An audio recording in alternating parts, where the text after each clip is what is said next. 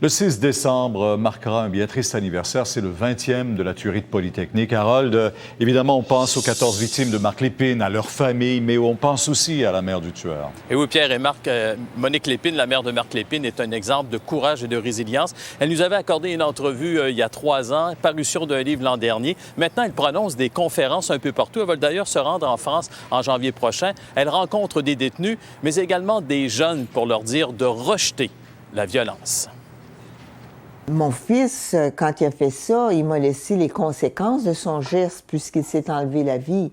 Donc, c'est moi qui ai été pris avec l'odieux des conséquences du geste. La mère de Marc Lépine a vécu pendant 17 ans dans la honte et la culpabilité. J'avais plus tellement le goût de vivre, hein? Depuis sa première apparition à TVA en 2006, elle ne souhaite qu'une chose. Aujourd'hui, c'est comme si je voulais faire un peu la paix avec la population pour qu'on dépasse l'événement. Parce qu'il y a beaucoup de violence dans la société.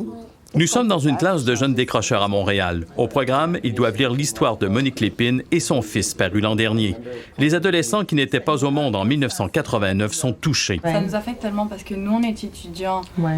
Et on ne pense jamais qu'un truc comme ça va se passer. Parce que veut pas, aujourd'hui, on n'est plus en sécurité nulle part. Des fois, il y a des sentiments qui sont tellement embouteillés en dedans de nous que la seule façon de les sortir, c'est de faire un geste si violent que ça.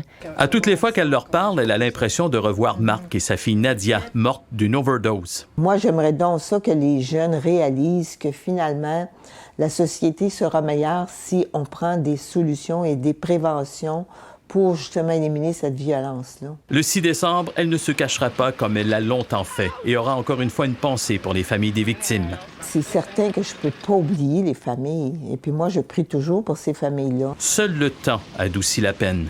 C'est un peu comme si j'ai une plaie, j'ai un abcès. C'est certain que ça fait mal quand on crève un abcès. N'importe quelle plaie, mais une fois qu'elle est guérie, tu vas toujours avoir ta cicatrice, mais elle ne fait plus mal. Tu prends une distance émotive. C'est un peu comme ça que je le vois maintenant.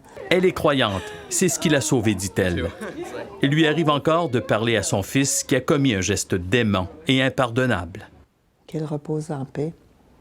Tout ce que je pourrais souhaiter, c'est de le revoir un jour, dans d'autres conditions.